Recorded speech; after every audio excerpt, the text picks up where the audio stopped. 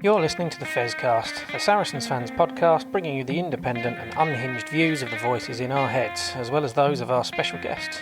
To get in touch with us, find the Fezcast on social media and listen to us on Apple Podcasts, Spotify, YouTube and more. Thanks for tuning in and enjoy this week's show. You're listening to the Fezcast.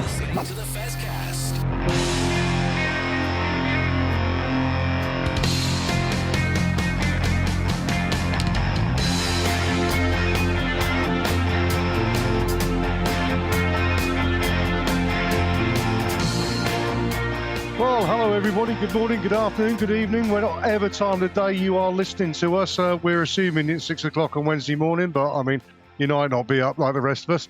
I'm Jez, and I'm joined by Duncan and Barry for this week's Fezcast. I'll say good evening to you, gentlemen, because it is evening when we're recorded on Monday night. But how are we all? We had a good weekend, really, didn't we? Very good. Yeah, my suntan cream wore off, and I got a red face. It was all brilliant. Yeah, I can actually see you still got it. I mean, thank God you got that bit of hair at the top. Barry, I assume you wore a hat. What, in my own living room? No, unfortunately, I wasn't at the StoneX this weekend. A combination of a prior engagement and the naff state of the trains running to Mill Hill put a kibosh to that, I'm afraid, so I had to watch on the telly. I think you weren't alone, because when they announced the crowd at 9,200 or whatever it was, everybody looked around. Blimey, there's a lot of people disguised as chairs. Yeah, it did seem that on the television that there were quite a lot of sparse areas, shall we say. But you know, those that did turn up, as we'll discuss later on in the show, had a fantastic performance to enjoy, I think, albeit with a couple of little quibbles which we'll cover off when we talk about that. First up, though, I think a little bit of a reaction to last week's show. Great interview Matt and Alex did with Leanne Infante, and I think we should reiterate Matt's congratulations to Leanne and her husband on their news that they're going to be parents fairly soon, which is great news to hear, and obviously puts the kibosh on her comeback at any point soon. Although, yeah, Abby Ward did it, didn't she? Went off, had a child, and has come back and is still playing at the top level. So, I mean, you never know. Never say never. And then, of course, my interview with Alex Goode, where we broached the subject of retirement, and he was reasonably non-committal about it, actually. I mean, whether that will come out or not, and he wants to do it on his own terms, but I think if he plays the way he did on Saturday, you know, who's to say he couldn't get another season out of him? Yeah, I don't know in exactly what role, because we have got one heck of a lot of back three players now that the younger players are maturing. And I don't know, personally, my feeling is that one of those will be on their way, unfortunately, because none of them deserve it. But I asked a question at the club, whatever you call it, open evening, wasn't it? And it was said that the young players have become so good because Alex Goode is there, mentoring them. So, you know, there may be some kind of role like that. We shall see. Well, obviously, and I think that was very apparent when I asked Alex about the players that had influenced him when he was a young guy coming through. And he was, you know, mentioned Richard Hill, who, Barry, you know, I think is the greatest player to ever have played the game. But obviously in a role at the end of his career, given that Hilly played his last game when Goody made his debut in Milton Keynes against Bristol in that game in 2008. And clearly, that mentoring role is a really important role for senior players to take on, and which has been done very well, obviously, in the days since Hilly took on that mantle. Yeah, I mean, we've traditionally had someone helping the younger players out, and I think it is really important, because they're not kids, but they're not mature, experienced adults, and they've been brought up in effectively professional sport. And although rugby gets it better than some other sports, it still is difficult, and they need help with that. And I mean, it would be fantastic to keep Alex's knowledge and his passion within the game and within the club itself. And I really hope that something can be sorted out to keep him here beyond the end of this season. I'd like to see him stay as a coach. I think, you know, when you look at Jack Bracken, Angus Hall, Tobias Elliott, Brandon Jackson, Roti, who he pointed out is playing fantastically well. And then we brought back Max Malins. I don't know whether there's room for him, but as a coach, definitely. I think it could well be an element, like a bit like Sean Maitland, who was basically being paid peanuts, wasn't he? Kept his registration on. If he kept his player registration on just in case, I don't think that would be such a bad thing. But yeah, I mean, to have his influence around the club, which has obviously been huge over the last 20 years or so that he's been involved with the club, and what he learned and what he is able to impart from what he learned to others is of vital importance. Now, couple of quick things we're just going to deal with before we get on to the main bones of the discussion. We had an email, didn't we, gents? I had a bit of a moan about, well, I say a bit of a moan. I think it was actually quite well put together. And I mean, other than the fact that he clearly doesn't understand fly half play because of the criticisms he gave to Fergus Burke, which we'll again cover off when we talk about the Falcons game. And I will also mention, I know Duncan feels that we shouldn't give sort of oxygen to idiots, but, you know, there was a post on Sarries fans forum about someone who was saying, oh, I'm not sure whether I could support a team who aren't winning as much and everything. I think people got to work out what it means to be a fan. I mean, a fan is short for fanatic. We are kind of fanatical about our team, and we will see the best in our team. Or have I got it wrong, Duncan? No, you haven't got it wrong. But there are two types of supporter. There is the type of supporter, which I think includes all of us and includes, thankfully, a lot of people who follow that Saracens fan forum page on Facebook, who support the team through thick and thin. We have a moan about this, that and the other, but basically we're behind them. There is another type of fan who is there during the good times. They've come to Saracens when we've been doing well. They want to support a team that's winning. And if you stop winning, they're off. And in loads of sports, you get those fans as well. What that bloke got totally wrong was a complete lack of emotional intelligence to go on a site for the former type of fans and say, I'm off because the team aren't winning anymore. He got the pile in that he was always going to get by saying that where he said it. Well, I mean, it's a fair comment to make. I mean, I don't have a season ticket any longer. I mean, for a number of reasons, I have to look at the value of travelling to games week in, week out from North Oxfordshire. It's a 2-hour drive there, 2-hour drive back, whatever it may be. And it doesn't mean that you're any less of a fan if you're sat at home watching it on the television. Yeah, it does. Right. Well, you know, I say it's not, and Barry was on his sofa as well. So yeah, but he paid to go to the game. yeah. But, you know, we will support the side in whichever way that we feel able to do so.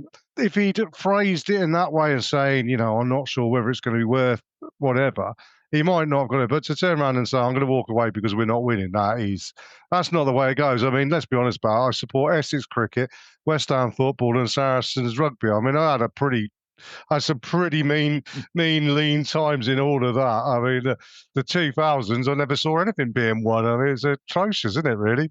There's something you did in a past life that was horrible. just where I was born, really, more than anything else, unfortunately. But there you go. We've covered that one off enough. Shall we have a little stop there, and then we'll come back and discuss the big news from the week, which is, of course, the British Lions. You're listening to the Fezcast.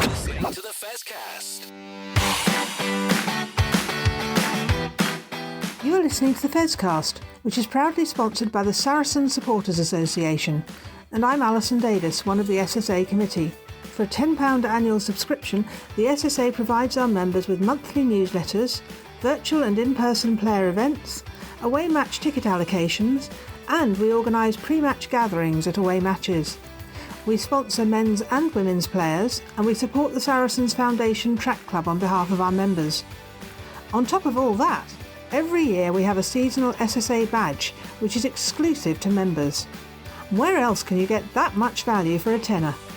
Join now at membermojo.co.uk/SSA, or come and see us on match day in the Oasis at the Stonex. This is the Fezcast. Well, welcome back to the Fezcast. And yeah, big news this week. Andy Farrell down in London in the O2, big fanfare and everything. The worst kept secret in rugby since once Caelan Doris had buggered up his shoulder.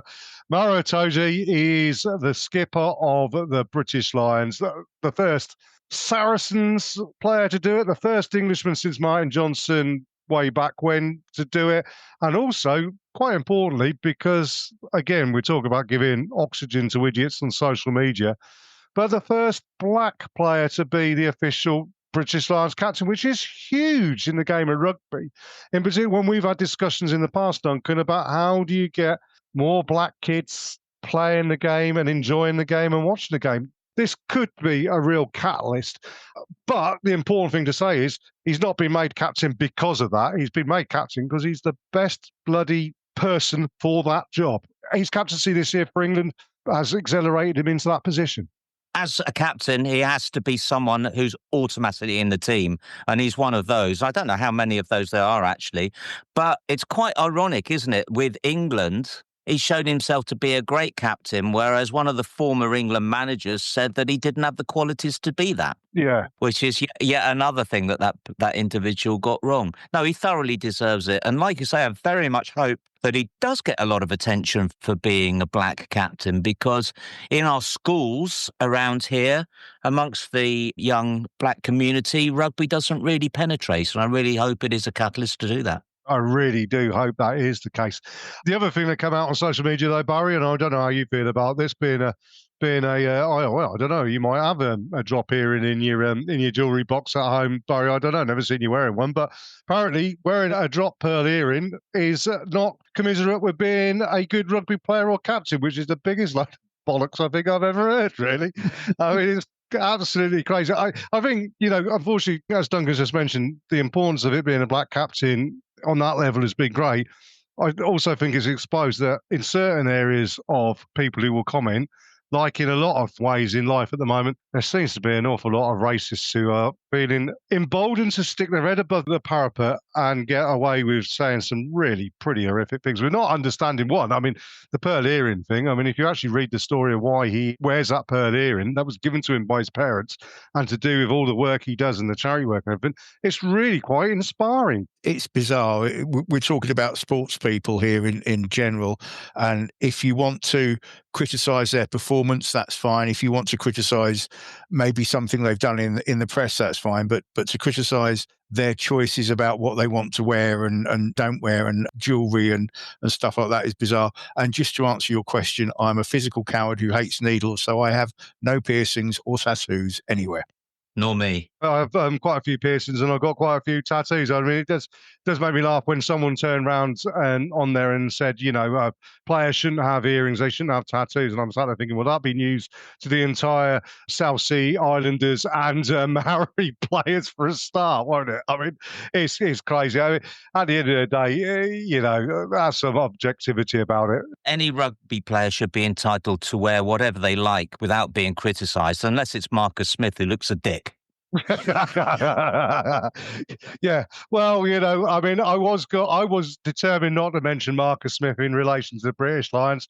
All I can say is that obviously he's got a picture of somebody in the organisation wearing something they probably shouldn't be wearing in a situation they should be.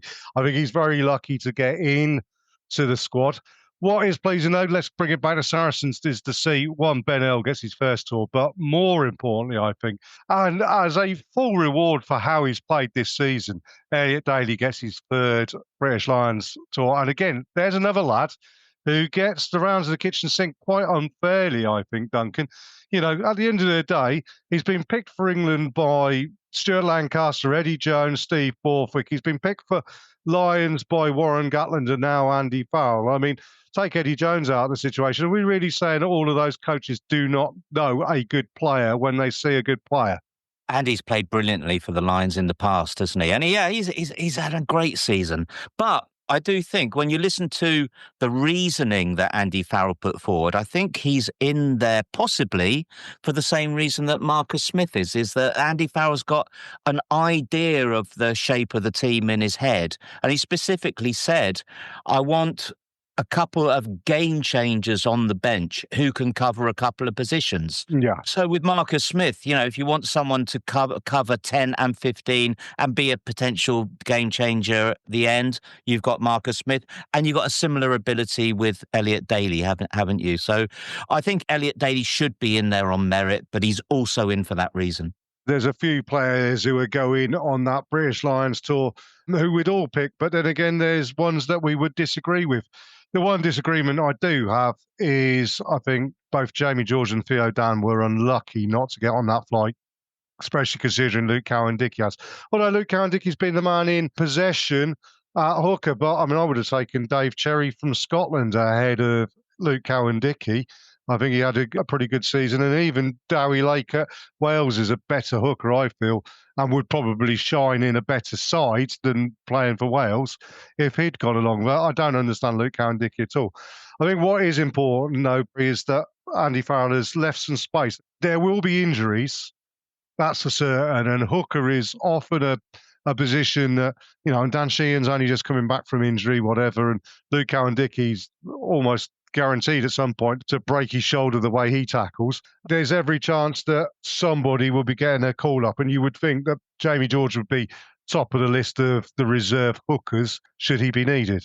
I would imagine that Andy Farrell's already said to a few players, keep yourself fit, keep yourself available, do what you can to be around and about if we need you. And you've actually stolen my line there about Luke Cowan-Dickie, because I watched the Sale game on Friday night as well, and he did another one of those tackles where basically he dives head first at the ball carrier's feet and hopes he gets something in the way of it. And at some point he is going to come a cropper doing that all the time. Ben Earl, though, I mean, it's quite an interesting pick across the side, is that I mentioned Caelan Doris shagging up his shoulder. There is no starting specific number 8 in the squad. You've got Jack Conan and Ben Earl, you would imagine, are the two, and Jack Conan is an 8, and I think he's a better 8 than Doris, actually. I'm surprised he doesn't play at 8 for Ireland, to be honest with you. But, you know, that's just the way it goes. But, yeah, it's those two going for a position. Tom Willis, was he a bit unlucky to miss out? Certainly Matt Fagerson of Scotland could also be another. You talk about experienced players, even Talupe Faletau. No genuine number 8 in that squad. Is that a concern to you, Duncan? Well, it's not when Bernal's in there, and it's sounding like a stuck record. I wonder whether it's, again, this search for, which is quite a modern theme, this search for flexibility in players who cover a number of positions. I mean, Bernal has been a good number 8 for England, hasn't he? Not quite as good as Tom Willis, but he has been good. And he had a fine game for us at Falcons at 8 as well on the weekend, didn't he, Barry? Yeah, absolutely, and I think Duncan's right. It's the versatility in some of these players that just gives them that little edge over the players who are, should we say, less versatile or more rigid in their formation. It isn't just British Lions going away this summer. England's a tour in Argentina. Scotland have got, I can't remember where they're off to, but they're off somewhere, aren't they? Wales are off. Namibia, Scotland. Namibia. So you're looking at it. They're not, by the way. They're not. Right, wherever they may be going. But, I mean, summer tours, well, the players who didn't go on the British Lions, you'd expect Jamie George, Theo Dan, Nick Ezekwe, Hugh Tizard, Tom Willis, Tobias Elliott maybe, potentially Ollie Hartley, potentially Angus Hall, who's having a really good end of the season. They could get international honours given the players that are the British Lions that have opened up spaces. You'd imagine with Finn Russell going to the British Lions that Fergus Burke is going to get a shout for Scotland at some point on their tour. Andy Onyama Christie's back, getting towards fitness. That might be a little bit more difficult given the fact that there's not too many Scottish back rows going to Australia. Nick Tompkins, Rhys Carey could be going away with Wales. You've got obviously Juan Martin Gonzalez and Lucas Cinti would be Argentina. Samoa, Theo McFarlane's going to be away. Marco Riccioni, if he's fit, would be away with Italy. I mean, there's an awful lot of players who you think maybe could have had a summer off, who are probably going to be getting some international honours. Yeah, definitely some of them could do with the rest, but they probably won't want to take the rest because they'll want to push on and get some international honours. It will be interesting to see the England squad that goes to it's Argentina and America, isn't it, if I remember correctly? I think it's USA. Yeah, I think there's a USA element to it as well. So there is potential there for quite a few players to get a chance, and it'll be interesting to see who sticks their hands up and makes a bid for selection in the autumn internationals.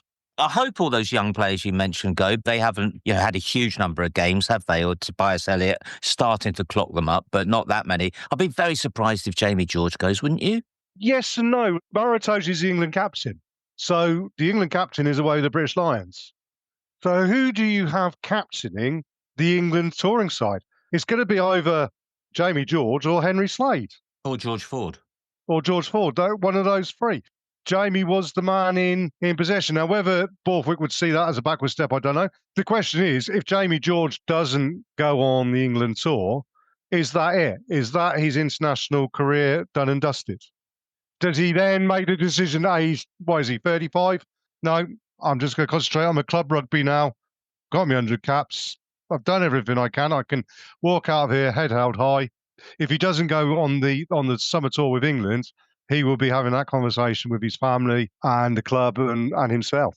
Well, at 35 as well, he's getting to an age where players do start to, work a lot on recovery and what have you, and not playing too much. I mean, one reason why he might go is if he gets a whisper from Andy Farrell saying, go so that you're in trim because I might call you up. That happened to, who's that winger who's playing for Gloucester this season? That happened to him, and he got called off an England tour to go to the Lions and had a really good run with the Lions. Wade.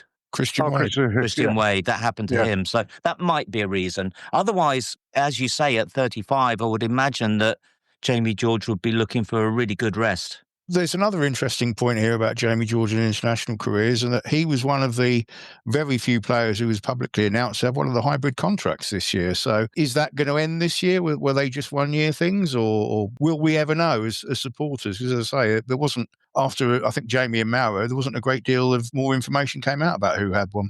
Typical transparency from the powers that be, and whoever's making those ones up, who knows? I mean, it's all over the place, isn't it? I mean, I think the important thing is to say now, as we say with a lot of things, we may disagree with certain selections, but the fact of the matter is Andy Farrell's the boss. He's the man in the suit.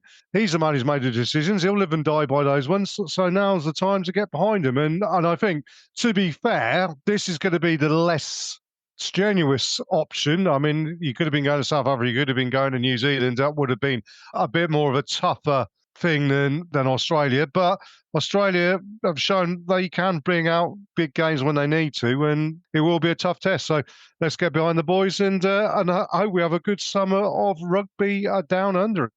Shall we have a break there, and then we'll come back and talk about taking out the Falcons. Hi, this is Petrus Duplessis, and you are listening to the Fezcast. This is the Fezcast. Welcome back, everybody, to our last part. And indeed, the main part of this is the fact that on the weekends, Saracens went out, 3 games to go.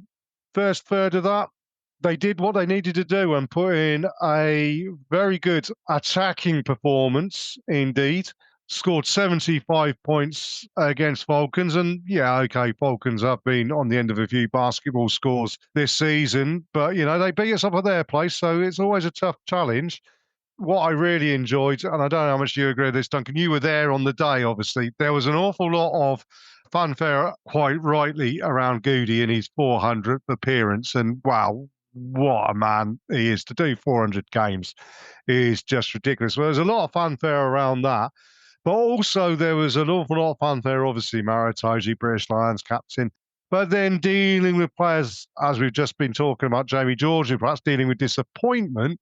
I mean, there was a whole raft of emotions that could easily have got in the way of that game, and it didn't, did it? Watching the Leicester Sale game on Friday night, which was a great game, and seeing Adam Radwan on the wing, you do feel for Newcastle. If they'd managed to keep all the players that teams like us have taken from them, let's face it, as well as everybody else, they wouldn't be as weak as they are, but they are weak. So it's difficult to know exactly how good we were, but very, very entertaining. A lot of great performances. The sun shone, and it was a brilliant day.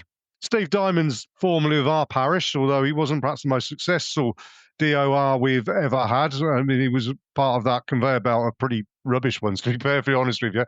But, I mean, he was very honest in his appraisal of what's happening with Newcastle, and also had a very refreshing attitude to it, which is something that you see in a lot lower levels. I know that when we had players at our club who were poached to go to bigger places, we always said to them, go, improve your rugby, do so. Just don't forget where you came from. And, at some point in the future, you'll always be welcome back. And I think Steve Diamond, in particular, and he was talking about Callum Chick, who's just announced he's off to Northampton Saints. And as an aside, doesn't Callum Chick whine on a bit, doesn't he? God, he was moaning the whole game through, but that's a different thing. But, he said, we can't stand in these players' way. They've got an offer that is good for them in a business and a sport and an environment which could be a very short career.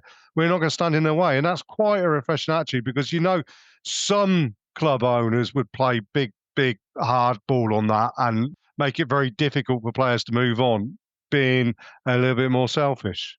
From a player's point of view, you're right. It's a short career. I mean, it could be over, injury in training, and it's all done. But you have to take those opportunities when they appear for you, both financially and also for your game development as well. With all due respect to Newcastle, they're never going to be challenging for honours under the way they're set up now. So those players have either they've got to hang around Newcastle for perhaps less than they get elsewhere, and put up with the fact that it's very, very difficult for the Falcons to put out a competitive side. And Diamond's quite a cute operator, I think. He knows that. He also knows that if he allows these players to move on and doesn't kick up much of a fuss, it's also a great recruiting agent for him, because he can say, come in here, learn the game, give us your best, and when the opportunity comes around, we won't stand in your way. The important thing from Newcastle Falcons' point of view, in as much as you say they're never going to challenge, not even just lower realms of European places or whatever, is I think what they need to do is go out and make teams work hard every time they hit the paddock. I think for 40 minutes, they made Saracens work hard on the weekend, and I think we had to score some pretty spectacular tries, and the Ivan van Zyl try was prime example, the way that we put that through the hands.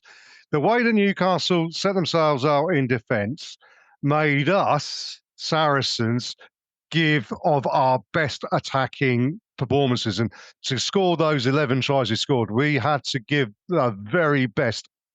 When you look at the Ben Earl try or the Tom Willis try, it was a bit like watching us play Bordeaux, but the other way round, wasn't it? Yeah. And no way of stopping them. But got to give a shout out to their supporters.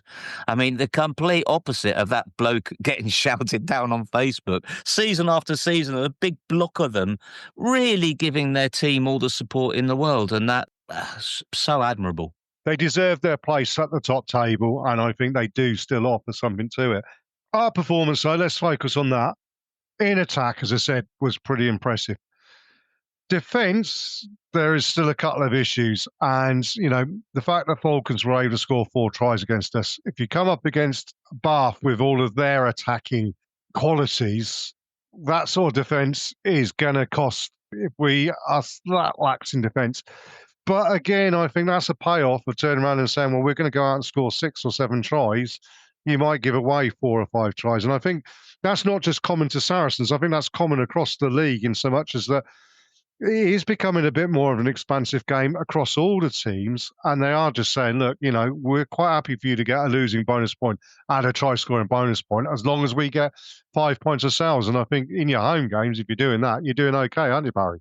It must be very hard for the players as well. But basically, we had the game won and the 5 points in the bag in just under 30 minutes. So it must be hard to keep up the concentration. But yeah, there was 1 or 2 worrying elements in defence. A couple of times I think Newcastle's first try was as a result of someone shooting up out the line and creating a big dogleg that they picked off. And I've noticed not just in the Newcastle game, but a few times this season, if you can get the ball wide and over the top of our last defender and out to the man out wide, we are in trouble on the wings for some strange reason. The whole charging out of the line, I think it was Elliot Daly who got caught for that one. It's something that Alex Goode had been doing all season. He's a great exponent of it. I think the important thing is if you do that, and you do charge out of the line, you still put the hit in. And if you look at the lad Matter who's playing, he played for Bristol. I mean, he marmalised Henry Slade the other week, and he marmalised one of the Bath players of the weekend, didn't he? He's come charging out. The ball's gone out, and they've almost scored a try. So it's been pretty ineffective. He's created a dogleg, but he just puts the shoulder in and marmalises whoever's just got rid of the ball. So if you're going to do that, at least make a hit, even if it's late or whatever. But, that's just the nature of the beast now. Some of those hits, I think that people are still picking their ribs out now, aren't they? I mean, we're nitpicking, obviously, and we did concede few tries. I mean, a couple of things I'd say, getting my rose-tinted spectacles on. It was quite reminiscent of our last championship winning season. We played like the Harlem Globetrotters. The attack was great, and at least we saw a really good attack. A few of those Newcastle tries were really good tries. There was some really good passing and some blinking quick runners. I think we have to give Newcastle credit for, the majority of their tries, I think.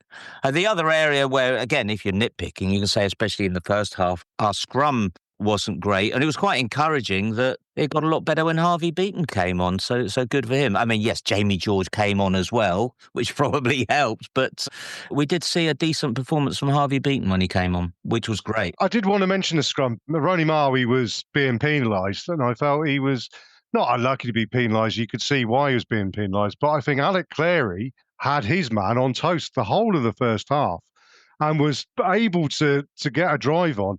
And Jack Makepeace was seeing it completely differently to me, and that's his prerogative. He's got the whistle in his hand and in his mouth. But a different day, a different ref, and a ref coming over to Alex's side of the scrum on a couple of occasions, instead of resetting, would have given Alex the penalties there. But also, I think there may be a little bit of an element, a slight bit of sympathy, perhaps, going to Newcastle, that if they had been penalised in those scrums, I mean, it would have been 117 for 6 and a cricket score, wouldn't it? I mean, that's the one thing you ought to say. You're right, though. Both Sam Crean and Harvey Beaton coming on with Jamie George. And again, that's where Jamie's so good in one, speaking to the referees, and two, making sure that his props are properly sorted, which perhaps Theo Dan has still got to develop in his game. They were solid as, and indeed started winning penalties themselves in that last 20-minute period. Clearly, Harvey Beaton had a nightmare against Sale, and easy to have a nightmare against the Sale scrum because they're really good. But all the same, he did. He was eaten alive, wasn't he? And then he had 2 weeks of intense coaching, so that can't have hurt. When we talked about Theo Dan after the Leicester game where he had a bit of an absolute mare at the line-out time, you sat there thinking, God, has he gone backwards? He came out the next time and played like Romain Possessed, and his line-out throwing has got great. So that's another thing you want to see from particularly young players, is the ability to identify where they've got an issue, speak to the coaches to speak to them, and to show immediate and significant improvement. And Harvey did that in spades, didn't he? We said something along these lines a few times this season, but at this level of sport, the difference between success and failure is so marginal that sometimes it goes in your favour and sometimes it doesn't. I mean, they're still good players even when they have an off day.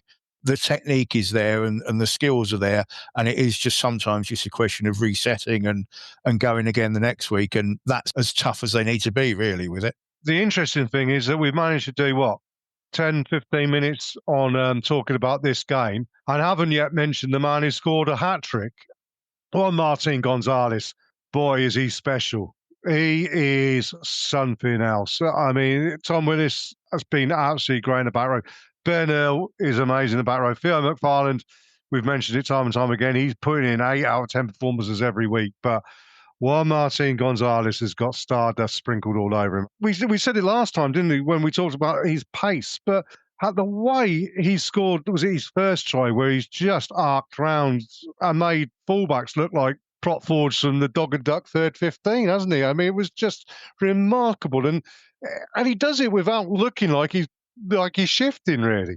That's the incredible thing about him, that you don't expect him to be that fast. And whereas Ben Earl and Tom Willis scored their tries playing skittles through the Newcastle defence, as you say, he outran them, and he outruns a lot of people. He is really quick.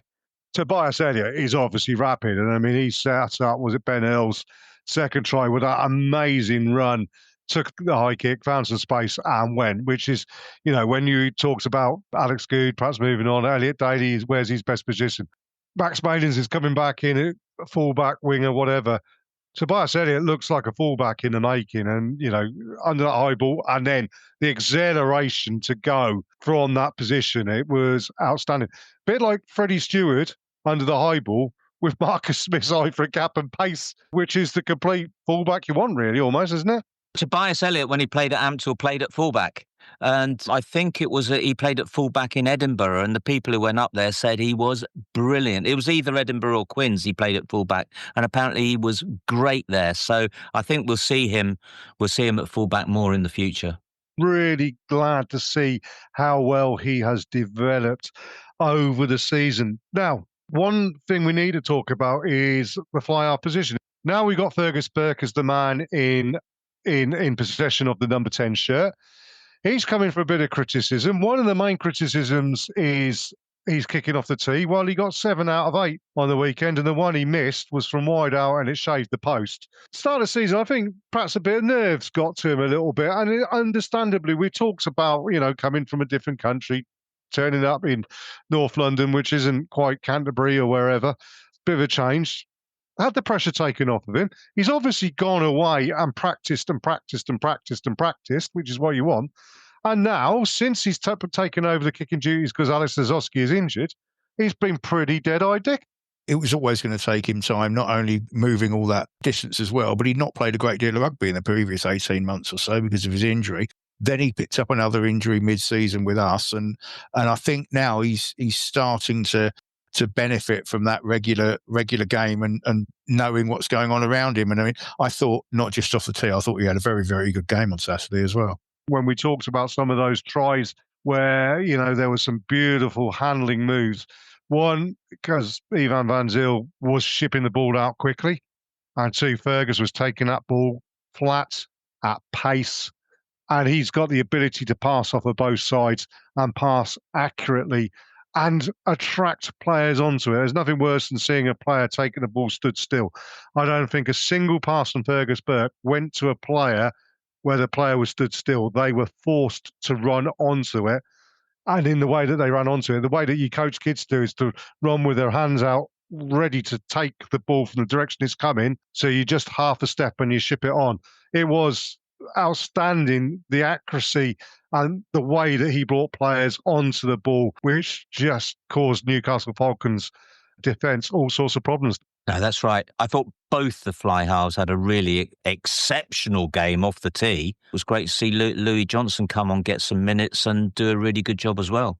Yeah, he was outstanding for the team. I mean, he's got a thump and a half in those boots, hasn't he? I mean, he puts his laces through it, but accurate as well. I mean, you can see some players who give it a thump, but you want them dead eye in front. I mean, Elliot Daly's probably the prime example. If he's 55 metres back straight on, he'll get it. How accurate Elliot would be from wide out, you never know. He's never really been tested that way. But yeah, he's got a boot on him, and he seems to be able to do it from both sides and swing it in quite happily. I mean, the wind was behind him in that second half, though, wasn't it? And there was a thing made on the television about the wind and the way that Newcastle weren't able to exploit the wind behind them. But there was one kick, was it Angus Hall, who had the mark and put in a massive, 75-metre clearance kick off a mark. It was just outstanding that, you know the conditions and you use them. You still got to do it, but wow. It wasn't that blowy. And there was one kick out of hand that Louis Johnson did from our own, near our own goal post that was about a metre and a half away from being a 50-20. Yeah. And also, you've got to say, some of the kicking by Elliot Daly was just unbelievable. There were a few penalties that he took in our half, and we ended up with a line out in the corner. Amazing. Of course, it wasn't windy where Duncan was sat up in the older director's boxes or wherever he was this weekend, I know their condition would have been turned down slightly, hadn't it? I was there against the Bulls, and I know when it's windy. The other player I really want to mention, because I think he's having a really good end of the season and has actually put pressure on a very much more senior player ahead of him. Charlie Bracken's come in now, and he's looking like the real deal, and he's obviously now the number 2 choice at scrum half. And it'd be interesting to see what happens when we play Saints, and if the game doesn't go our way, what happens against Bath. This is ifs, buts and maybes, but if it was a situation that we couldn't qualify for the playoffs, would you give Charlie Bracken a start in that game just to see how he goes? Interesting to see. I mean, it's something that we don't want to happen. We want to be, still in the playoff position after next week. But he's really stepped up. And the pass is a chip off the old block, isn't it? I mean, it's like watching Kieran 30 years ago, off the floor, bullet pass, out in front of your standoff, who comes onto it and develops it. It's just a thing of absolute beauty, Barry. He's not afraid to tell other people what to do either around him. You can see him organising the attack and you can see him telling players where he wants them to be and what he's kind of looking for in the attacking shape. And that is great. He is going to be one hell of a player. Irrespective of where we are against Bath, I'm not sure that's the game to give him the full reins, because that could be, if it goes wrong, it could set him back a long way mentally, I think. I think he's got the chaputs, the confidence, dare I say, a touch of the arrogance. Again, a chip off the old block. I mean, Kieran was never a player who was frightened, even as a young man, to stick up and put it about there. He does seem to the manner born, I think. He lacks no confidence. He needs the game time now, doesn't he, to get the experience to go with that confidence and the clear ability. You mentioned Saints. We're going to go full bore against Saints, aren't we? And wait to see, what team comes out against us. They played practically a third team against Exeter at the weekend. I don't think we'll get their 100% first team. We'll probably get 1.5 teams, I expect. But whatever we get, we've got to get minimum 9 points out of the next 2 games. So we'll go with a team that I think will be very similar to what we saw at the weekend. I just never comment on Charlie Backen. It's just as well. He's got a face like a back end of a bus, isn't it? Not. He's got everything, hasn't he, that boy? But I mean, the interesting thing is you say 9 points. I've done, after the round of games last time, I've done my fact paper calculations again. And I mean, obviously, Bath are away and hosed. And they've got Tigers at home this weekend. You'd think probably they're going to go into the game fully hosed, get their troops battle hardened, ready to go for their cup final in Europe. Do they just give them 60 minutes, get the game won, and then send on the second string? I think that's what perhaps Northampton Saints will do against us. Go 60 minutes. If you've won the game, you won the game. But obviously try not to get any injuries. Looking at it, I think Gloucester have got Balkans away and Saints away, haven't they, their last 2 games? You'd expect them to get 10 points there, but Quins did us a favour there. Thank you, Quins. If they'd been Quins, then they would have been home and hosed almost. Sale, Bristol at home, Chiefs away. You're hoping Chiefs are going to do us a favour there. I don't know whether they will do, but there's a lot of boys down in the West Country playing for some pride after the rollicking they got from their owner. Bears are the one, aren't they? They're a Sale away and Quins at home. I mean, you don't know from one week to the next what side Bears are coming out with. So I do think it's probably in other people's hands. And because of the favour that Quins did us against Gloucester, because Sale play Bristol, if we get 5 points this Saturday, we are in 4th. And then we go into the final game, and I'd be really surprised if we get the Bath first team. But whatever team comes at us, it's totally within our hands, because if we get 4 or 5 points from that, we'll still be 4th. I don't share the same. Just mathematically, I'm talking. It's in our hands. I know, but I mean, it's Sale. I've got Bristol at home, and as I say, Bristol, you don't know what team turns up week after week. And if Sale play the way they did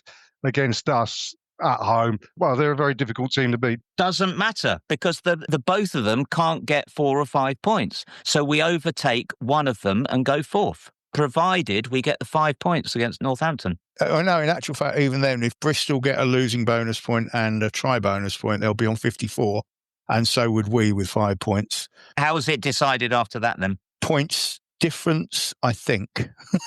Is ours inferior? Well, ours is inferior at the moment, but I suppose if we're going to win and they're going to lose, then it might not be so inferior. So it's very, very tight. At the end of the day, we need to get results in both games, and we probably need at least 1 5-point win to have a chance. But you're right. I think if we do win both games and one of them gets a bonus point, one of those games gives us a bonus point, I think we probably will qualify. There's another argument about whether we deserve to over the course of the season, but perhaps that one's for another show. Over the course of the season, we don't deserve to, but it was your mate from the Gloucester pod who was on was saying more confidently than we were saying, we seem to have this knack at the end of the season of getting the charge right at the right time of year. And touch wood, he's right. So far, well, we can only go in with confidence and we can only do what we can do. That's the important thing. And we'll look forward to the Saints game and see how that pans out. And we'll discuss that next week. Before we go, wanted a quick word about the academy. And there's been an awful lot of names being talked up and signing contracts and whatnot. And it's really great to see, and shows that our youth system is still as good as it has always been, Duncan. It looks like it. We've got a lot of underage England players come into the academy. And I just raise a shout for someone who isn't a new addition to the academy. He was playing at Ampthill on the weekend at number 10 at fly half, 18 years old, Luke Davison, and was man of the match. So there's another one to watch out for. We've got some really exciting players to look for over the coming years. I mean, 18. I mean, when I was 18, no one was that size. I know. Your second rows might have been, but they were freaks who were born in villages to cousins, weren't they? But I mean, he's a big old unit for a fly half. I mean, a physical specimen. It seems to be that's the way the game's going. That we brought him over from South Africa last December, apparently aged 17. So quite clearly, we're making a big investment in him. Yeah, absolutely. Well, that's good to see. Well, gentlemen, shall we finish it there? We've had a good chat today. That's probably one of our longer shows recently. Hopefully next week we'll have something special. You need to keep your eyes peeled on the social medias, because I'm still waiting for confirmation on this happening. But we'll be obviously discussing Northampton Saints and wherever else comes up in the game of rugby next week. But in the meantime, say thank you very much, Duncan. Thank you very much, Barry. And thank you, everybody, for listening in. And indeed, thank you for everybody who bothers to contact us, even if it is to tell us we're rubbish. To tell us where we're going wrong. We welcome all comments. I mean, yeah, fair dues. We're the ones with the microphones and everything so that we can rip you apart on a podcast. But, fair dues. If you've got something to say, please do contact us in all the normal ways. Other than that, we'll say thank you, everybody, for listening in. And we'll speak to you next time on the Fezcast. Cheers, all.